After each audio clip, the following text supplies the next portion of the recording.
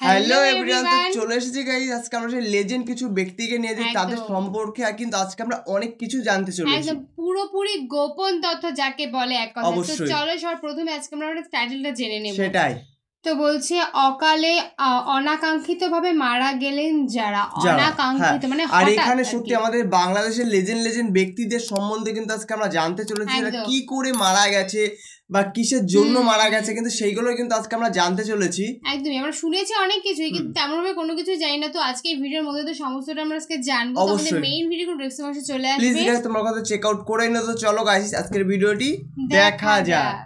মৃত্যু বিষয়টা কেমন? মৃত্যুর মতো এত স্নিগ্ধ, এত গভীর, সুন্দর আর কিছু নাই। এটা সেপ্টেম্বর মাস, যে মাসে আমরা বাংলা সিনেমার রাজপুত্রকে হারিয়েছিলাম। ভাই লোক, আপনি কি জানেন একটা সময় বলিউড আর বাংলাদেশি সিনেমা ছিল সমানে সমানে। তার কারণ হলো তখন আমাদের কাছে ছিল কিছু বিশ্বমানের অভিনেতা বা হিরো। যেমন সে সময় ভারতে করা হয়েছিল শোলে আর বাংলাদেশে করা হয়েছিল দোস্ত দুশমন নামে সিনেমাটি। সেখানে শোলে সিনেমাতে ভিলেন ছিলেন গব্বর সিং।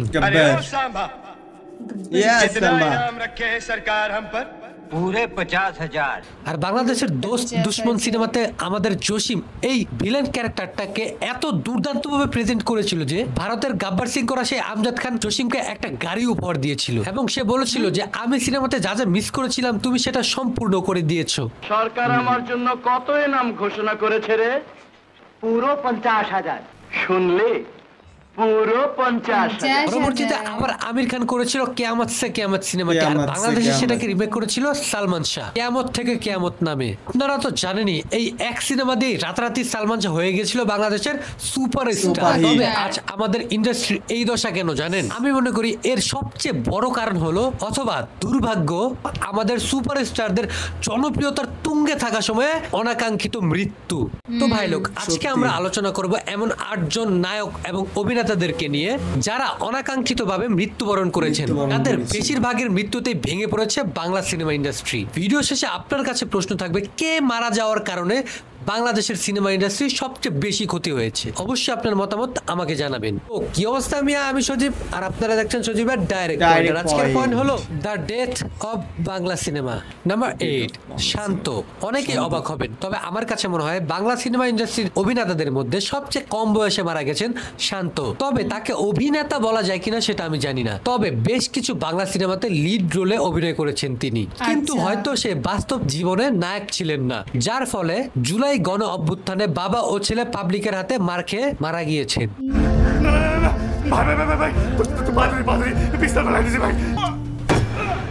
নাম্বার 7 হুমায়ুন ফরিদি। আমি মাঝে মাঝে হুমায়ুন স্যারকে বিশ্ব প্রেমিক বলেও ডাকি। হুমায়ুন ফরিদি স্যার ছিলেন একজন অলরাউন্ডার অ্যাক্টর। আমি মনে করি তিনি মারা যাওয়ার পর তার এমন একটা অভাব আমাদের ইন্ডাস্ট্রিতে হয়েছিল যা কেউ কখনো আর ফিল আপ করতে পারেনি। তিনি ভিলেন হিসেবে ছিল নায়কের জম। এক এক সিনেমায় এক এক রকম রূপ, তার কথা বলার ধরন, ভয়ঙ্কর এক্সপ্রেশন নিমেষেই আবার হাসিয়েছেন পাবলিকদের। ইমোশন, কমেডি, সিরিয়াস সব দিক থেকেই ছিলেন 100-100। কিন্তু হঠাৎ করে 2012 সালের 13 ফেব্রুয়ারি তার ধানমন্ডি বাসায় মারা যান তিনি। বলা হয়েছিল মৃত্যুর পূর্বে তার রক্তের হিমোগ্লোবিন কমে গিয়েছিলেন।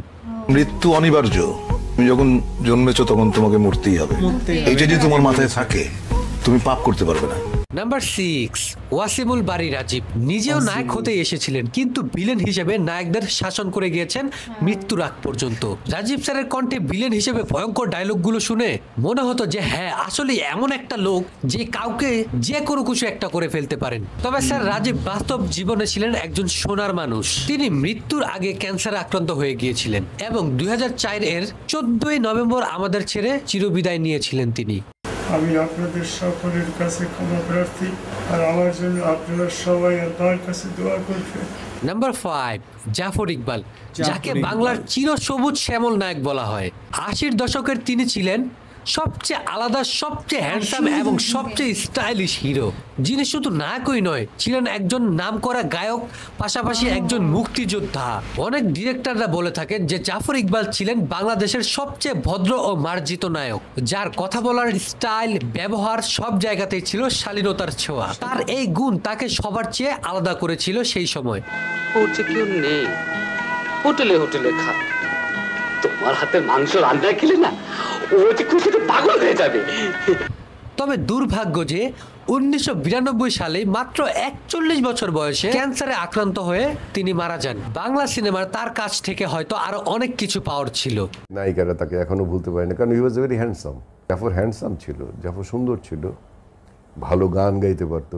নাম্বার 4, সোহেল চৌধুরী, যার মৃত্যু এখনো এক রহস্য। তিনি ছিলেন এক আউটসাইডার যিনি নতুন মুখের সন্ধানের মাধ্যমে এফডিসিতে অডিশন দিয়ে নিজ যোগ্যতায় নায়ক হয়েছিলেন।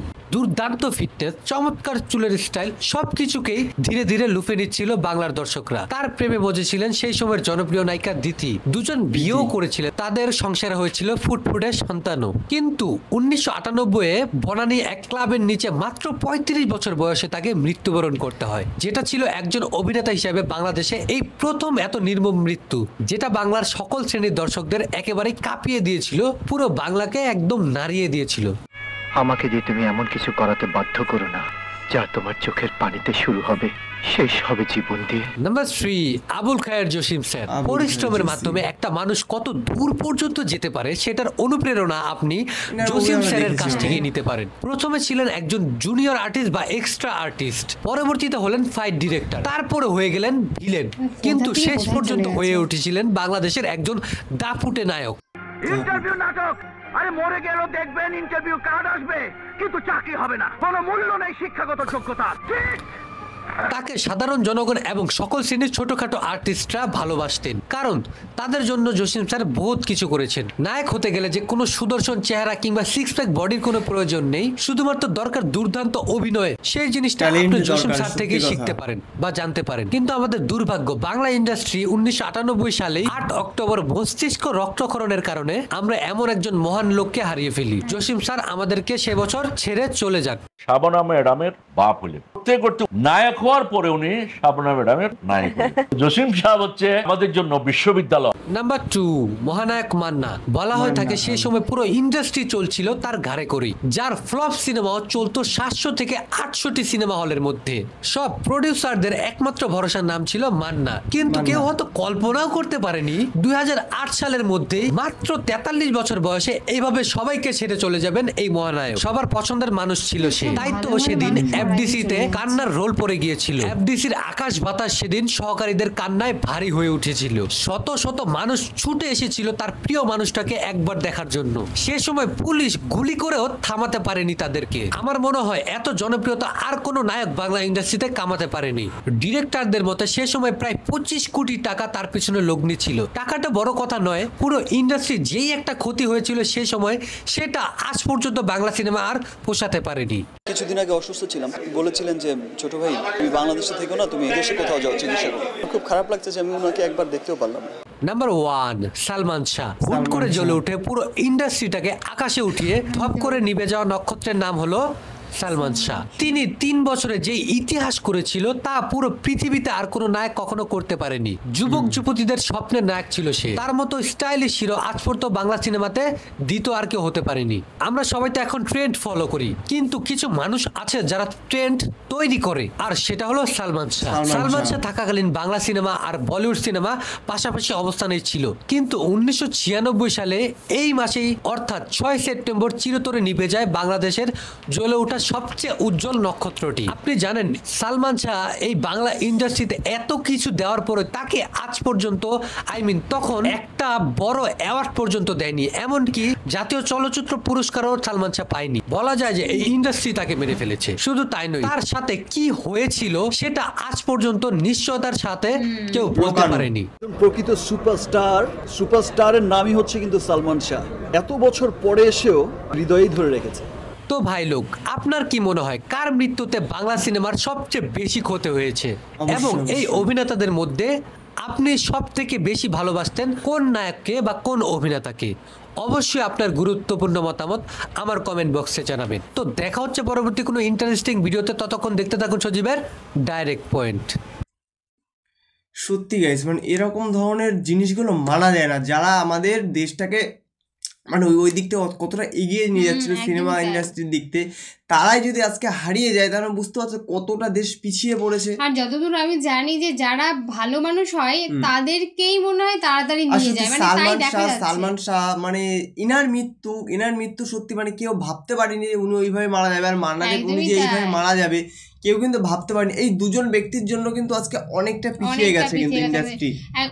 ওনারা দুজনই পারতো যে ইন্ডাস্ট্রিটা আরো উঁচুতে মানে এমন লেভেলে নিয়ে, মানে তোমরা শুধু ভাবো যে তাদের মৃত্যুতে এতটাই ক্ষতি হয়েছে যে ক্ষতিপূরণটা আজও কিন্তু মানে আর সালমান শাহ মানে তখনকার সেই 90 দশকের যেই উনি যে স্টাইল দিয়ে মানে দিয়েছে, যেভাবে মুভিগুলো করেছে, ওনার যা লুক ছিল সত্যি সেইগুলো কিন্তু সত্যি উনি তৈরি করেছে, মানে এখনকার সবাই কিন্তু সেইভাবেই করছে, সবাই কিন্তু উনি করেছে সেই হিসাবে সত্যি মানে কি বলবো গাইস, কিছু বলার নেই আমাদের। কিন্তু যাই বলো তাই বলো যে অ্যাওয়ার্ডের যে ব্যাপারটা সেটা যদি মানে ওনাকে উনি যেই টাইমটাই ছিল সেই টাইমটা যদি একটা দেওয়া উচিত ছিল, কিন্তু কেন দেয়নি সেটা ইন্ডাস্ট্রি জানে গাইস, আমরা তো কিছুই জানি না। সত্যি এটা বলতেই হবে যে হয়তোবা কেউ খুব তাড়াতাড়ি উঁচুতে উঠছে তাকে অন্য কেউ দেখতে পারে। হ্যাঁ এটা সত্যি, ধরো কারো একটা মানুষ ভালো বড় হচ্ছে বা পপুলার হচ্ছে, দেখবা পাশের মানুষগুলো কিন্তু সেগুলো সহ্য করতে পারে না, সত্যি মানে কেউ কারো ভালো কিন্তু কেউ দেখতে পারে না, কিন্তু আমরা সকলে জানি।